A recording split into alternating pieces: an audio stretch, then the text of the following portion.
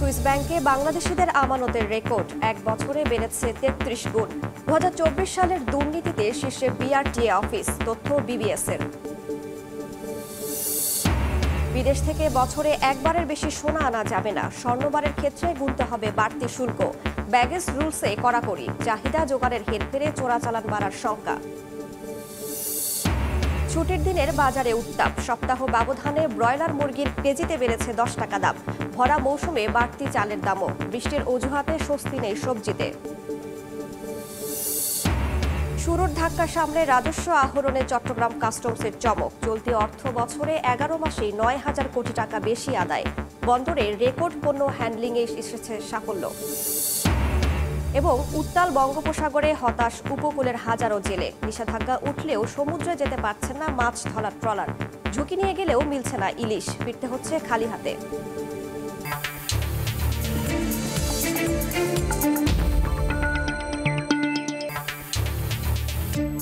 দেখছিলেন শিরোনাম। আমন্ত্রণ জানাচ্ছি দেশ ও দেশের বাইরের অর্থ বাণিজ্যের নানা খবর নিয়ে আমাদের নিয়মিত আয়োজন এ সময়ের বাণিজ্য।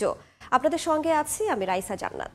সুইস ব্যাংকে বাংলাদেশিদের আমানতের রেকর্ড। ছাত্র জনতার আন্দোলনের বছর ২০২৪ সালে সুইস ব্যাংকে বাংলাদেশিদের আমানত বেড়েছে ৩৩ গুণ।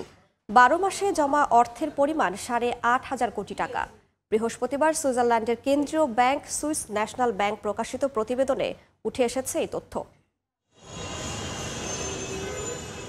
সুইস ব্যাংক আমানতের সুরক্ষা পাওয়ায় সুইজারল্যান্ডের বিভিন্ন ব্যাংকের কদর রয়েছে বিশ্বব্যাপী, যেখানে বাংলাদেশিরাও জমা রাখেন তাদের আমানত। বৃহস্পতিবার সুইজারল্যান্ডের কেন্দ্রীয় ব্যাংক সুইস ন্যাশনাল ব্যাংক প্রকাশিত প্রতিবেদনের তথ্য, দেশটির বিভিন্ন ব্যাংকে গেল বছর বাংলাদেশিদের আমানত বেড়ে দাঁড়িয়েছে 58,95,00,000 সুইস ফ্রা। প্রতি ফ্রা 149 টাকা 69 পয়সা হিসেবে, যার পরিমাণ দাঁড়ায় 8,824 কোটি টাকা। অথচ আগের বছরের পরিমাণ ছিল 1,77,00,000 সুইস ফ্রা বা 265 কোটি টাকা। অর্থাৎ এক বছরে সুইস ব্যাংকে বাংলাদেশিদের আমানত বেড়েছে 33 গুণ বা 8,570 কোটি টাকা। সুইস ব্যাংকে বাংলাদেশিদের আমানত রাখার ক্ষেত্রে গেল 5 বছরের মধ্যে এটি দ্বিতীয় সর্বোচ্চ পরিমাণ। তথ্য বলছে, গেল 5 বছরের মধ্যে সুইস ব্যাংকে বাংলাদেশিদের সর্বোচ্চ আমানত জমেছিল 2021 সালে, যার পরিমাণ ছিল 87,11,00,000 সুইস ফ্রা। বর্তমান বাংলাদেশি মুদ্রার হিসাবে 13,039 কোটি টাকা। এর পরের বছর এই পরিমাণ নেমে দাঁড়ায় 5,52,00,000 ফ্রা বা 826 কোটি টাকায়। 2023 সালে তা আরও কমে নামে 1,77,00,000 সুইস ফ্রা বা 265 কোটি টাকায়। সুইস ন্যাশনাল ব্যাংক বিদেশি আমানতের এমন চিত্র তুলে ধরে বার্ষিক প্রতিবেদন প্রকাশ করলেও কোনো গ্রাহকের সুনির্দিষ্ট তথ্য প্রকাশ করে না। কামরুল হাসান সবুজ, সময় সংবাদ। গেল বছর সবচেয়ে বেশি দুর্নীতি হয়েছে বিআরটিএ অফিসে। দ্বিতীয় অবস্থানে আইন প্রয়োগকারী সংস্থা, পাসপোর্ট ও ভূমি অফিস। এমন তথ্য উঠে এসেছে বাংলাদেশ পরিসংখ্যান ব্যুরো বিবিএস প্রকাশিত সিটিজেন পারসেপশন সার্ভেতে। প্রতিবেদনে আরও উঠে আসে, দেশের মাত্র 27.24% নাগরিক রাজনৈতিক প্রভাব বিষয়ে তাদের মতামত প্রকাশ করতে পারেন। আর নিজ বাড়িতেও নিরাপত্তাহীনতায় ভোগেন দেশের প্রায় 7.5% নাগরিক।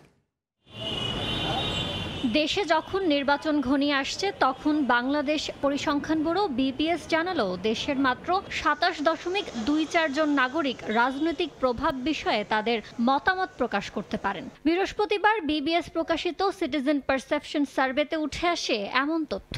প্রতিনিধিত্বশীল স্থানীয় সরকারের কাছে যখন সাধারণ একজন লোক ব্যক্তিগতভাবে অথবা গোষ্ঠীগতভাবে কোনো একটা গোষ্ঠী যদি দাবি দেওয়া নিয়ে যেতে পারে, তখনই তারা মনে করবে তাদের ক্ষমতায়ন হয়েছে। জরিপের ফলাফল প্রকাশ উপলক্ষে আয়োজিত অনুষ্ঠানে জানানো হয়, দেশের প্রায় 7.5% নাগরিক নিজ বাড়িতে নিরাপত্তাহীনতায় ভোগেন, আর প্রায় 15% নাগরিক সন্ধ্যার পর নিজ এলাকার আশপাশে একা চলাফেরা করতে অনিরাপদ বোধ করেন। জানিয়ে শঙ্কা প্রকাশ করেছেন পরিকল্পনা উপদেষ্টা। কেন বাকিরা নিরাপদ বোধ করেন না? যে কোনো সভ্য দেশে নিজের বাড়িতে অনিরাপদ বোধ করাটা একদমই গ্রহণযোগ্য না। দেশে প্রতি ৩ জনের মধ্যে একজনকে ঘুষ দিতে হয়। তাদের ঘুষ দিয়ে বা দুর্নীতির মাধ্যমে সরকারি সেবা নিতে হয়েছে। গত ১ বছরে সরকারি সেবা নিয়েছেন এমন নাগরিকদের মধ্যে প্রায় ৩২% ঘুষ ও দুর্নীতির শিকার হয়েছেন। সবচেয়ে বেশি ঘুষ দুর্নীতি হয় বাংলাদেশ সড়ক পরিবহন কর্তৃপক্ষ BRT এর কার্যালয় এবং দ্বিতীয় স্থানে আইন প্রয়োগকারী সংস্থা। আমার ধারণা ছিল সবাইকেই ঘুষ দিতে হয়, যার কাছ থেকে পাওয়া যাবে তার কাছ থেকেই ঘুষ চেয়েছে এবং আমার ধারণা তাকে ওই নিম্নবিত্তের যার কাছে ঘুষ নেয়নি তার তুলনায় সেবার মান ভালো পেয়েছে। গেল ফেব্রুয়ারিতে ৮৪,৮০৭ জন নারী পুরুষ এই জরিপে অংশ নেন। বিশেষ করে এরকম জনসংখ্যার অনুপাত নিরূপণ। ইয়ানুর শিফাত, সময় সংবাদ, ঢাকা। ইরান ইসরায়েল সংঘাতে যুক্তরাষ্ট্র জড়াবে কিনা ২ সপ্তাহের জন্য সেই প্রশ্ন জিইয়ে রাখলেন প্রেসিডেন্ট ট্রাম্প। আর এতেই নতুন করে অস্থিরতা দেখা দিয়েছে জ্বালানি তেলের বিশ্ববাজারে। এদিকে হরমুজ প্রণালীতে পরিবহন বাধাগ্রস্ত হলে প্রতি ব্যারেলের দাম $১২০ থেকে $১৩০ উঠতে পারে বলে পূর্বাভাস দিয়েছে মার্কিন বহুজাতিক বিনিয়োগ বিষয়ক মার্কিন প্রতিষ্ঠান জেপি মর্গান। ক্রমেই বিশ্ববাজারে তীব্র হচ্ছে ইরান ইসরায়েল যুদ্ধের প্রভাব, ধীরে ধীরে বাড়ছে অপরিশোধিত জ্বালানি তেলের দাম। ব্রিটিশ বার্তা সংস্থা রয়টার্স জানিয়েছে বৃহস্পতিবার প্রায় ৩% বেড়ে প্রতি ব্যারেল অপরিশোধিত জ্বালানি তেল ব্রেন্ট ক্রুডের দাম উঠেছিল $৭৮.৮৫, যা গেল ২২ জানুয়ারির পর সর্বোচ্চ। এদিকে ইরান ইসরায়েল যুদ্ধে মার্কিন যুক্তরাষ্ট্র সরাসরি জড়াবে কিনা সেই প্রশ্ন ২ সপ্তাহের জন্য ট্রাম্প জিইয়ে রাখায় জ্বালানি তেলের বিশ্ববাজারে আরও বেড়েছে অস্থিরতা। বিশ্বের বড় বড় তেল সরবরাহকারী কোম্পানিগুলো বলছে ২০২২ সালে রুশ ইউক্রেন যুদ্ধ শুরুর পর আবারও এমন বড় ধরনের অনিশ্চয়তায় পড়েছে তারা। এদিকে জ্বালানি তেলের বাজারে অনিশ্চয়তা দেখা দেয় বহুজাতিক বিনিয়োগ বিষয়ক মার্কিন প্রতিষ্ঠান জেপি মর্গান বলছে হরমুজ প্রণালী দিয়ে পরিবহন বাধাগ্রস্ত হলে প্রতি ব্যারেল অপরিশোধিত জ্বালানি তেলের দাম $১২০ থেকে $১৩০ উঠে যেতে পারে। কামরুল হাসান সবুজ, সময় সংবাদ। অর্থ পাচার, দুর্নীতি ও ইরান ইসরায়েল যুদ্ধের প্রভাব সহ সমসাময়িক অর্থনীতি নিয়ে আলোচনার জন্য আমাদের সঙ্গে যুক্ত হয়েছেন Bangladesh Institute of International and Strategic Studies বিস-এর গবেষণা পরিচালক ডক্টর মাহফুজ কবির। মাহফুজ কবির, আপনাকে স্বাগত জানাচ্ছি। আমরা আলোচনার শুরুতে আসলে সুইস ব্যাংক নিয়ে আসলে আলোচনাটা শুরু করতে চাই। আমরা দেখলাম যে আমানত বেড়ে গেছে। আমরা সচরাচর শুনি যে এর আগে আমরা অর্থ পাচারের কেলেঙ্কারি শুনেছি সুইস ব্যাংকে। আসলে দুটোর মধ্যে মানে কনফ্লিক্ট কিনা, দুটোর আসলে আমানত বাড়ছে, ওদিকে আমরা অর্থ কেলেঙ্কারির কথা জানি। হ্যাঁ, ধন্যবাদ। আসলে এখন মানে বর্তমান যে সরকার তারা কিন্তু অনেক চেষ্টা করছে যে কিভাবে অর্থ পাচার ঠেকানো যায় এবং অনেকগুলো কঠোর পদক্ষেপ গ্রহণ করা হয়েছে, নজরদারি বাড়ছে। কিন্তু এর মধ্যে আপনি খেয়াল করলে দেখবেন যে ফাইন্যান্সিয়াল ইন্টেলিজেন্স ইউনিটের যে প্রতিবেদন সেটা অনুযায়ী দেখা যাচ্ছে যে ২০২৪ সালে কিন্তু এই সন্দেহজনক লেনদেন অনেক বেড়েছে। তো সুতরাং এর সঙ্গে কিন্তু একটা সম্পর্ক রয়েছে আমার মনে হয় যে সুইস ব্যাংকে যে অর্থ বা আমানত বেড়ে যাওয়ার। আমার ধারণা পৃথিবীর অনেক দেশের ব্যাংকেও এই একই চিত্র পাওয়া যাবে খুঁজলে, যে বাংলাদেশিদের যে আমানতের অর্থ সেটি হয়তো বেড়ে গেছে। আচ্ছা, কিন্তু আমরা সবসময় দেখি যে নির্বাচনের আগের বছর অর্থ পাচারের সুইস ব্যাংকে হচ্ছে আমানত বেড়ে যায়, কিন্তু এবার দেখছি নির্বাচনের পরের বছর। এর কোনো ব্যাখ্যা আছে কিনা? হ্যাঁ, ওই সময় হয়তো এমন ঘটনা ঘটে থাকতে পারে যে এই নির্বাচনের সময় তো অনেক খরচ হয়, বাংলাদেশের যে ট্রেডিশনাল কালচার। তো এটার জন্য আমার ধারণা অনেকেই হয়তো এই টাকাটা দেশে এনেছেন বা ওই নির্বাচনের আগে তারা বিনিয়োগ করেছেন। তো এটাকে বিনিয়োগ বলা যাবে না, কিন্তু অর্থ খরচ করেছেন এরকম। তো সেটার কারণে হয়তো এই অর্থটা দেশে এসে থাকতে পারে, আমানত কমে যেতে পারে। তবে এই নির্বাচনের পরেই তারপরে যে জুলাই আগস্টের যে গণ অভ্যুত্থান, এর পরে কিন্তু অনেক কারখানা বন্ধ হয়ে গেছে, অনেকে কিন্তু ব্যক্তিগতভাবে অর্থ নিয়ে গেছেন বিভিন্ন জায়গাতে। সেটার একটা বড় গন্তব্য হচ্ছে ইউরোপ এবং অন্য আরও অনেক দেশ রয়েছে যেখানে টাকা গেছে। তো সেটার কারণে এই অর্থ হঠাৎ করে বেড়ে যাওয়ার যথেষ্ট সম্ভাবনা রয়েছে।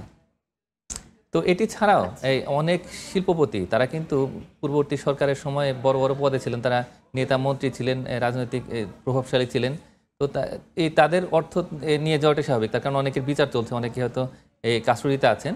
তো সব মিলে আমার কাছে মনে হচ্ছে যে এই একটা বড় অর্থ যেটা চলে গেছে, যেটা যেহেতু যে সুইস ব্যাংক সেটা একটা নিরাপদ জায়গা আমানতকারীদের জন্য, অত্যন্ত সুরক্ষিত একটা জায়গা। তো এই কারণেই অর্থের পরিমাণটা প্রকাশিত হয়, কিন্তু এই অর্থ ওইখান থেকে ফেরত নিয়ে আসার কিন্তু কোনো সুযোগ নেই সেভাবে। তো সুতরাং এই কারণে তারা নিরাপদ মনে করছেন বলেই সেখানে টাকাটা জমা রাখছেন।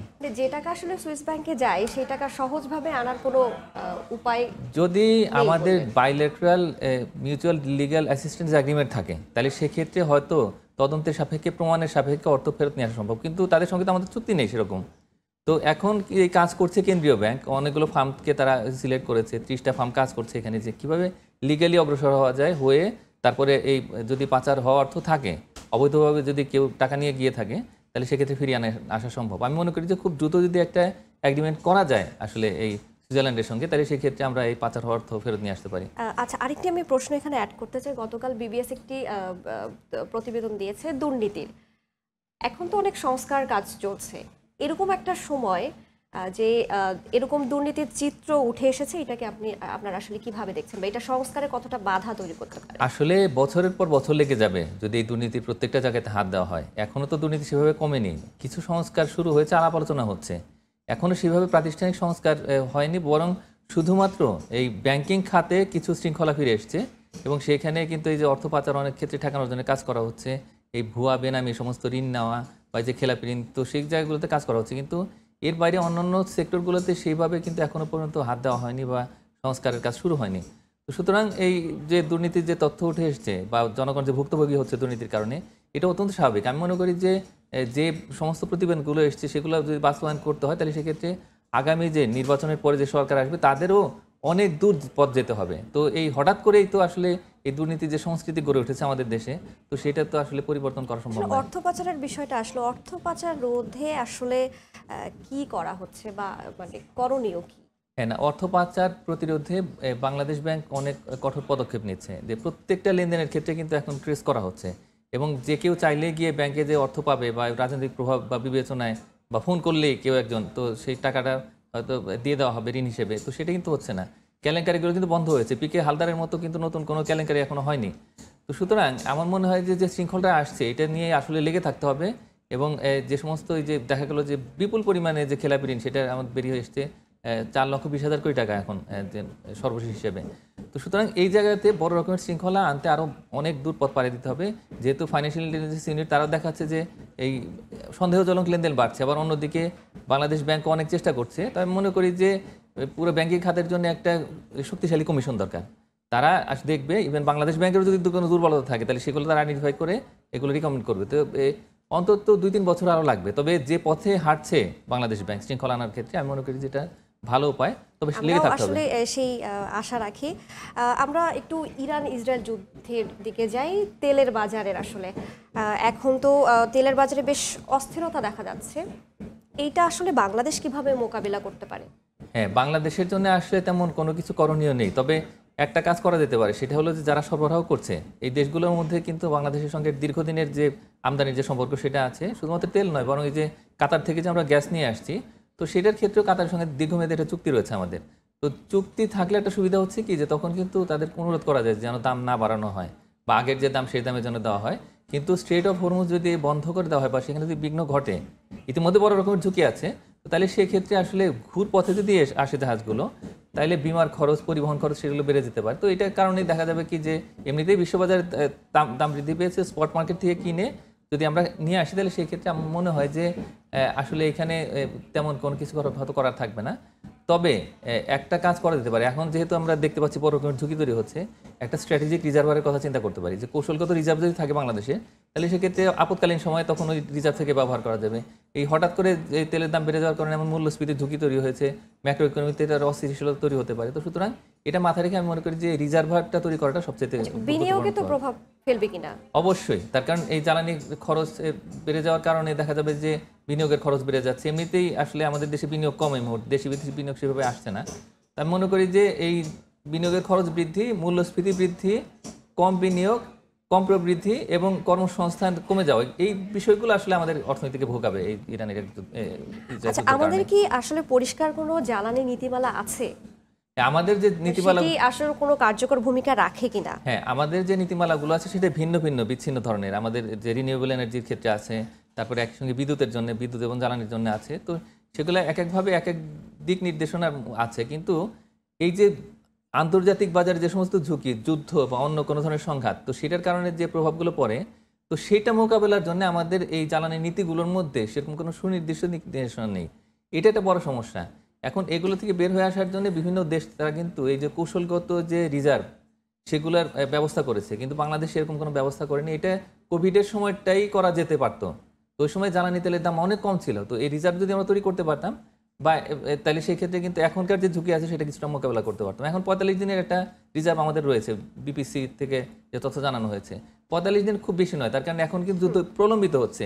এই অবস্থায় আসলে আমাদের এই রিজার্ভ দিয়ে কী হবে, এবং একই সঙ্গে আসলে অন্যান্য দেশও কিন্তু এই প্রতিযোগিতা করছে আসলে এই সময় তেল কেনার জন্য বা গ্যাস কেনার জন্য।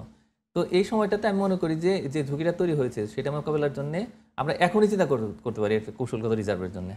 আমরা আলোচনার একেবারে শেষ পর্যায়ে চলে এসেছি। আমরা আসলে আশা রাখবো যে খুব শিগগিরই এই ইরান এবং ইসরায়েলের মধ্যে যে সংঘাত সেটি নিরসন হবে এবং যে বৈশ্বিক যে বিশ্ববাজারে যে অস্থিরতা তৈরি হচ্ছে সেটি অবশ্যই স্থিতিশীল হবে। আপনাকে আমাদের সঙ্গে যুক্ত হওয়ার জন্য অসংখ্য ধন্যবাদ। ধন্যবাদ। আমাদের সঙ্গে এতক্ষণ যুক্ত হয়েছিলেন Bangladesh Institute of International and Strategic Studies বিসের গবেষণা পরিচালক ডক্টর মাহফুজ কবির।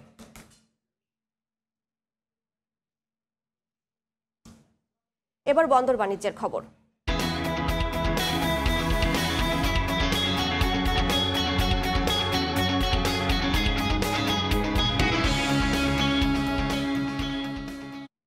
জ্বালানি তেল এবং শিল্পের কাঁচামাল আমদানি বাড়ার পাশাপাশি ডলারের বাড়তি দরে ভরসা করে 11 মাসে ৭১,৩৮৫ কোটি টাকা রাজস্ব আদায় করেছে চট্টগ্রাম কাস্টমস হাউস। লক্ষ্যমাত্রার চেয়ে 4,000 কোটি টাকা কম হলেও গত বছরের তুলনায় বাড়তি রাজস্ব আদায় হয়েছে ৯,৫০০ কোটি টাকা। শুধুমাত্র মে মাসে সব রেকর্ড ভঙ্গ করে আদায় হয়েছে ৮,৫০০ কোটি টাকা। শাখা টুপুর ক্যামেরায় বিস্তারিত জানাচ্ছেন কমল দে। রাজনৈতিক অস্থিরতার পাশাপাশি প্রাকৃতিক দুর্যোগে অর্থ বছরের শুরুতে রাজস্ব আদায়ে ধুঁকতে থাকা চট্টগ্রাম কাস্টম হাউস শেষ পর্যন্ত ঘুরে দাঁড়িয়েছে। মে মাস পর্যন্ত ৭৫,৮৬১ কোটি টাকার বিপরীতে আদায় হয়েছে ৭১,৩৮৫ কোটি টাকা। লক্ষ্যমাত্রা অর্জনে কিছুটা পিছিয়ে থাকলো গত বছরের এই সময়ের তুলনায় ১৫% প্রবৃদ্ধি হিসেবে বাড়তি আদায় হয়েছে ৯,৩৬০ কোটি টাকা। শুধু মে মাসেই আদায় হয়েছে রেকর্ড ৮,৫৬৬ কোটি টাকা। বিগত বছরে আমাদের এই প্রথম 11 মাসে আদায় ছিল ৬২,০০০ কোটি টাকা, সেই হিসেবে আমরা ৯,৩০০ কোটি টাকা আদায় করতে পেরেছি এবং এটা যদি আমরা পার্সেন্টেজ হিসাবে দেখি এটা 15%-এর বেশি আমাদের প্রবৃদ্ধি আছে বিগত বছরের তুলনায়। ব্যবসায়ীদের দাবি ডলার সংকটের কারণে অর্থ বছরের শুরুর কয়েক মাস এলসি খোলা যেমন বিপত্তি ছিল, তেমনি নানা জটিলতায় আমদানি পণ্য ছাড় করাতেও পোহাত হয়েছে ভোগান্তি। তবে সম্প্রতি হাই স্পিড ডিজেল থেকে ৬১৯ কোটি, ফার্নেস অয়েলে ৫১৫ কোটি, ক্রুড অয়েল থেকে ৩০২ কোটি, সিমেন্ট ক্লিংকার থেকে ১৬৭ কোটি, কয়লা থেকে ১৫৪ কোটি টাকা রাজস্ব আদায় হয়েছে। এমনকি আমদানি করা ফল থেকে আদায় হয়েছে ১৭০ কোটি টাকা। প্রবৃদ্ধি হয়েছে আমাদের কাস্টমস রেভিনিউ এবং ট্যাক্সেও প্রবৃদ্ধি এসেছে, কারণ স্থিতিশীলতার কারণ। জ্বালানি, খাদ্যদ্রব্য, শস্য এটা বিগত সময় চেয়ে অনেক বেশি আমদানি হয়েছে। এই আমদানির কারণে আমাদের যে রাজস্ব আহরণ এটাই বৃদ্ধি পাওয়ার একমাত্র বড় অবলম্বন এটাই। চট্টগ্রাম কাস্টম হাউসের রাজস্ব আদায়ে গুরুত্বপূর্ণ ভূমিকা রেখেছে চট্টগ্রাম বন্দর। বিশেষ করে নানা সংকটের মাঝেও চলতি অর্থ বছরে বন্দর জাহাজ বেড়ার পাশাপাশি কন্টেনার এবং কার্গো পণ্য হ্যান্ডেলিংয়ে রেকর্ড হয়েছে। আর তাতেই বাড়তি রাজস্ব আদায়ের সুযোগ হয়েছে চট্টগ্রাম কাস্টম হাউসের, বলছেন বন্দর কর্মকর্তারা। আগামী যে কয়টা দিন অর্থ বছরে বাকি আছে সেই কয়দিনেও আমরা যদি একটা প্রেক্ষাপট বিবেচনা করি, আশা করছি যে চলমান ধারা আছে সেই চলমান ধারা অব্যাহত থাকবে। ২০২৩-২৪ অর্থ বছরে ৬৮,৮৬৬ কোটি টাকা আদায় হয়। ২০২৪-২৫ অর্থ বছরে লক্ষ্যমাত্রা নির্ধারণ করা হয়েছে ৮০,৪০২ কোটি টাকা। বছরে ৭০,০০০ কোটি টাকার বেশি রাজস্ব আদায় করে জাতীয় অর্থনৈতিক অগ্রগতিতে গুরুত্বপূর্ণ ভূমিকা রেখে যাচ্ছে চট্টগ্রাম বন্দর এবং এই custom house. Chittagong custom house থেকে কমল দে, সময় সংবাদ। যতবার খুশি ততবার নয়, শুল্ক দিয়ে বিদেশ থেকে বছরে মাত্র একবার একটি স্বর্ণের বার আনতে পারবেন জল ও আকাশপথের যাত্রীরা। বিনা শুল্কে ১০০ গ্রাম স্বর্ণালংকার আনার সুযোগ পাবেন বছরে একবারই। এমন বিধান রেখেই পরিবর্তন আনা হয়েছে ব্যাগেজ রুলস বিধিমালায়। এমন কড়াকড়িতে দেশের স্বর্ণ বাজারে দাম বৃদ্ধির আশঙ্কা করছে জুয়েলারি ব্যবসায়ীদের শীর্ষ সংগঠন বাজুস। আর অর্থনীতিবিদদের শঙ্কা, মূল্যবান ধাতুটির চাহিদা যোগানের হেরফেরে বেড়ে যেতে পারে চোরাচালান। অন্তরা সেনের রিপোর্ট।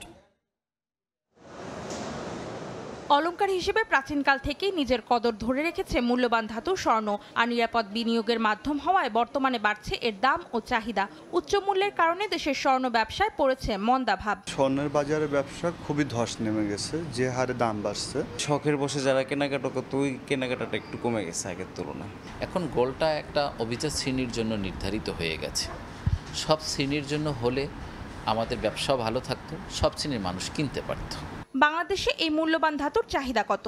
সঠিক কোনো তথ্য না থাকলেও ব্যবসায়ীদের দাবি বছরে প্রায় 20 থেকে 40 মেট্রিক টনের চাহিদা রয়েছে স্বর্ণবাজারে। এই চাহিদার 10% পূরণ হয় পুরানো অলংকার বিনিময়ের মাধ্যমে। বাকিটুকু মেটাতে বিমান যাত্রীদের মাধ্যমে আসা স্বর্ণই একমাত্র ভরসা, কারণ অনুমতি দেওয়ার পরও নানা জটিলতায় মূল্যবান এই ধাতুর আমদানি করেন না তারা।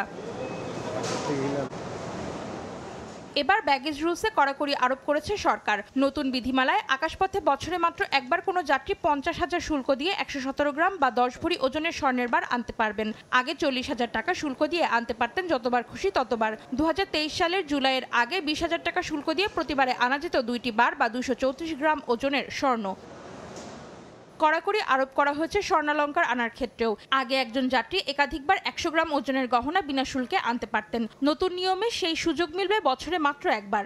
যেটুকু ডিমান্ড আছে সেই ডিমান্ডে তো আপনাকে সাপ্লাই থাকতে হবে। লোকাল বাজারে যেই গোল্ডটা পাওয়া যায় তার থেকে বেশি পড়ে যায়। তো বেশি দামে কিনে কম দামে বিক্রি করা তো বিজনেস না।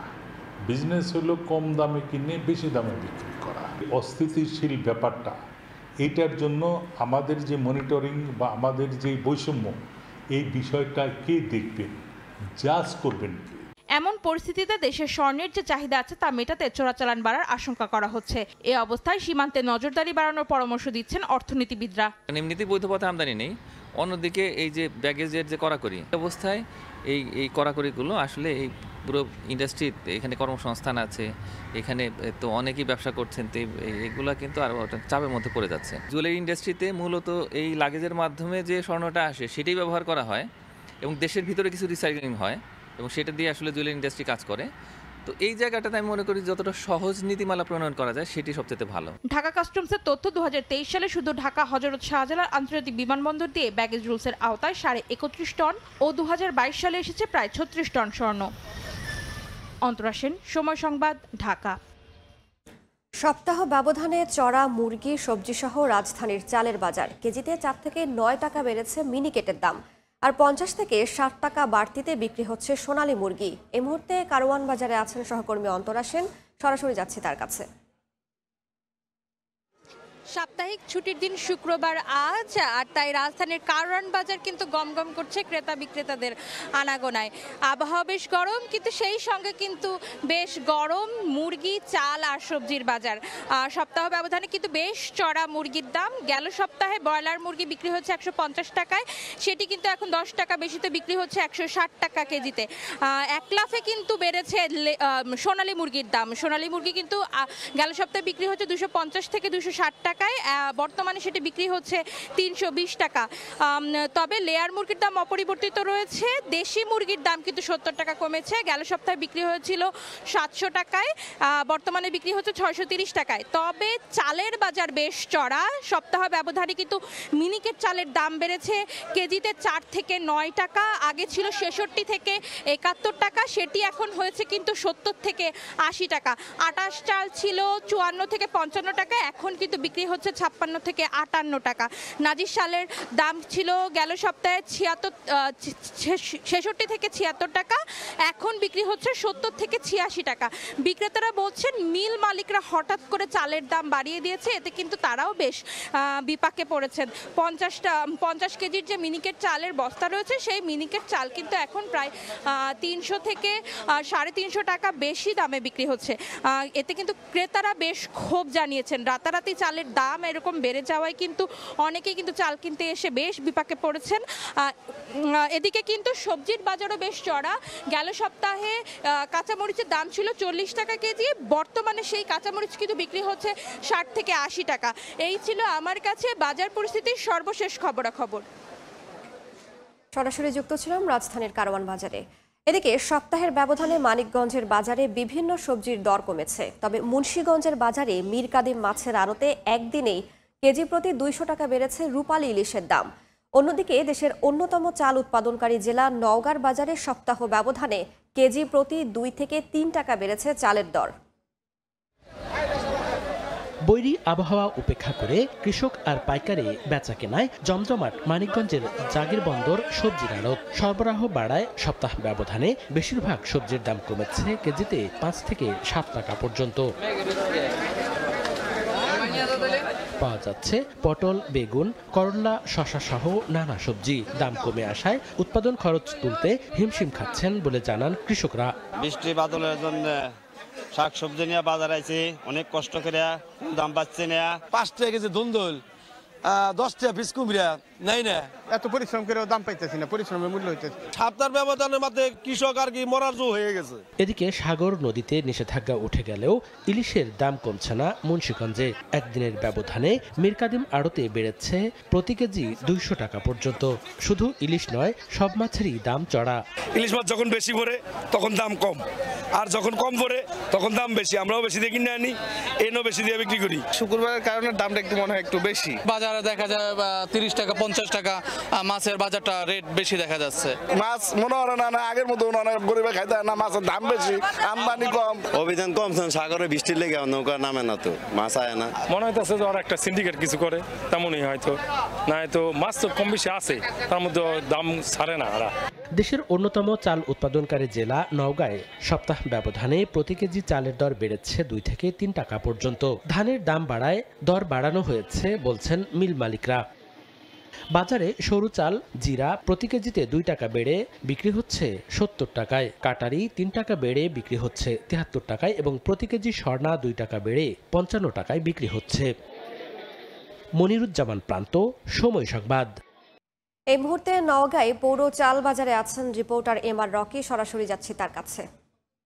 গেল মে মাসে কৃষকের ঘরে ধান উঠে এই এলাকার যেসব জমিতে ধান রোপণ করা হয়েছিল, ইতিমধ্যে কিন্তু এই বোরো মৌসুমের সমস্ত ধান কাটা মারাই শেষে এই ধানগুলো হাটে তুলছেন এবং ভর মৌসুমে এই মুহূর্তে ধান চাল কেনাবেচার এই ধান চালের মাঝে কেনাবেচার মাঝে চলতি সপ্তাহে কিন্তু আমরা দেখছিলাম যে সব ধরনের চালের উপরই বস্তাপ্রতি 100 থেকে 150 টাকা পর্যন্ত প্রকারভেদে পাইকারি মোকামে দাম বাড়ানো হয়েছে এবং এই দাম বৃদ্ধির যে কারণগুলো ব্যবসায়ীদের দিক থেকে জানানো হচ্ছে। তারা বলছেন যে বাজারে ধানের দাম কিছুটা বেড়েছে, ধানের এই মুহূর্তে কিছু সংকট তারা দেখিয়ে ধানের দাম বাড়তির কথা বলছেন।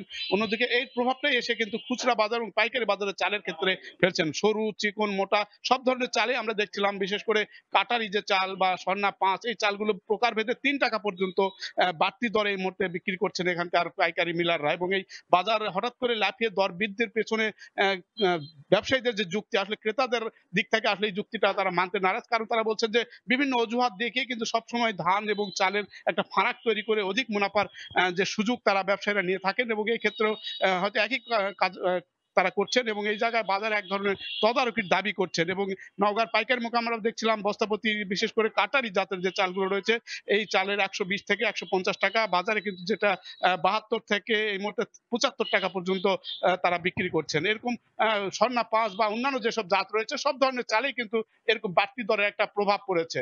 এই ছিল নওগাঁর সার্বিক চাল বেচা কেনার খবর আমার কাছে। সরাসরি যুক্ত ছিলাম নওগাঁয়। ব্র্যাক ব্যাংকের শেয়ার হোল্ডাররা 2024 সালের জন্য 25% লভ্যাংশের অনুমোদন দিয়েছেন, যার 12.5% নগদ লভ্যাংশ ও 12.5% স্টক ডিভিডেন্ড আকারে দেওয়া হবে। বৃহস্পতিবার ব্যাংকটির চেয়ারপারসন মেহেরিয়ার মোহাম্মদ হাসানের সভাপতিত্বে ভার্চুয়ালি 26তম বার্ষিক সাধারণ সভায় এই অনুমোদন দেওয়া হয়। জানানো হয় 2024 সালে ব্যাংকটি গ্রাহক আমানতে 34% ও ঋণে 20% প্রবৃদ্ধি অর্জন করেছে। এছাড়া ব্যাংকটি 2024 সালে সমন্বিতভাবে প্রবৃদ্ধি অর্জন করেছে আগের বছরের তুলনায় 73%। কর পরবর্তী নিট মুনাফা করেছে 1432 কোটি টাকা। সভায় ব্র্যাক ব্যাংকের ভাইস চেয়ারপারসন ফারুক মঈনুদ্দিন আহমেদ সহ ব্যাংকটির ঊর্ধ্বতন কর্মকর্তারা উপস্থিত ছিলেন।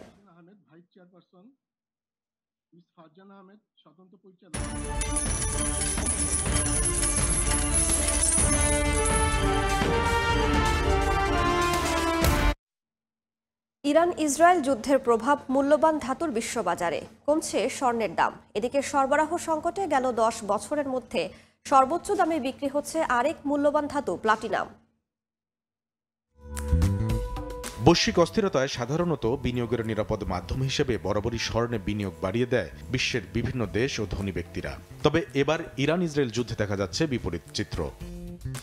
আন্তর্জাতিক বাজার বিশ্লেষণকারী সংস্থা investing.com এর তথ্য, গেল এক সপ্তাহে বিশ্ববাজারে মূল্যবান ধাতু স্বর্ণের দাম কমেছে 2.38%। বর্তমানে প্রতি ট্রয় আউন্স স্বর্ণ বিক্রি হচ্ছে $3,366.37। স্বর্ণ দরের পতনের কারণ হিসেবে বলা হয়েছে মধ্যপ্রাচ্যে যুদ্ধের কারণে অন্য ব্যবসায় মন্দা ঠেকাতে স্বর্ণ বিক্রি করে দিচ্ছেন বিনিয়োগকারীরা। এক বছরের মধ্যে এই ধাতুর দাম উঠেছিল $3,506।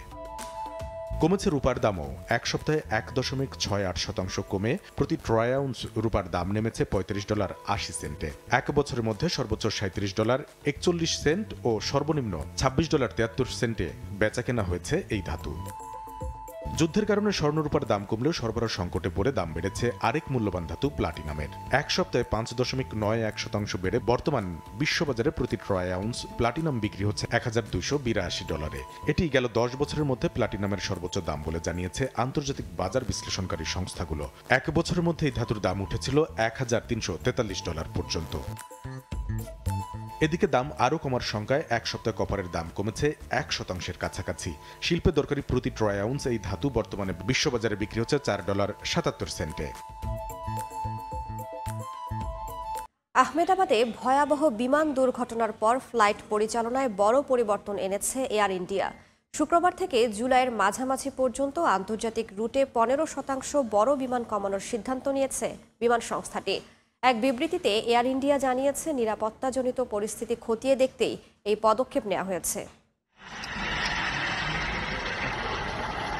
এয়ার ইন্ডিয়ার জন্য আহমেদাবাদ বিমান দুর্ঘটনা যেন ভয়াবহ এক দুঃস্বপ্ন। 270 জন মানুষের প্রাণহানির এই দুর্ঘটনার ধাক্কা এখনও কাটিয়ে উঠতে পারেনি ভারতের বিমান পরিবহন সংস্থাটি। দুর্ঘটনার এক সপ্তাহের মধ্যেই এবার বিমান পরিচালনায় বড় পরিবর্তন আনার ঘোষণা দিল এয়ার ইন্ডিয়া। এক বিবৃতিতে এয়ার ইন্ডিয়া জানিয়েছে, আন্তর্জাতিক রুটে 15% বড় বিমান কমানোর সিদ্ধান্ত নিয়েছে তারা। বিমানের নিরাপত্তাজনিত পরিস্থিতি খতিয়ে দেখতেই এই পদক্ষেপ নেওয়া হচ্ছে। এই কাটছাঁট 20 জুন থেকে শুরু হয়ে চলবে জুলাইয়ের মাঝামাঝি পর্যন্ত।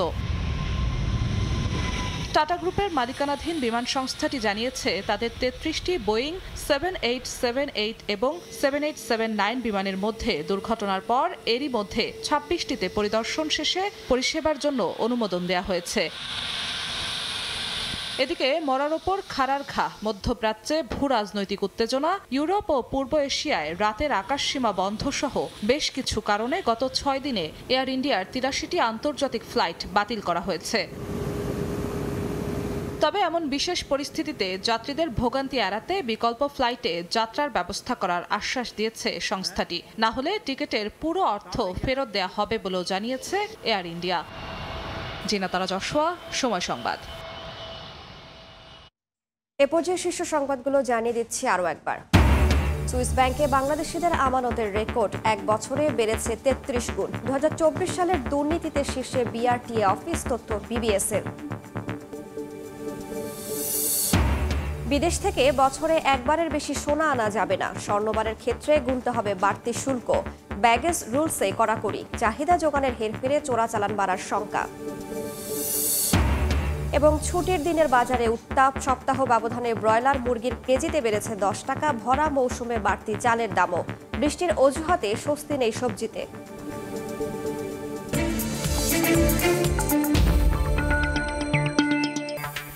এই ছিল এ সময়ের বাণিজ্যের। সঙ্গেই থাকুন সময়।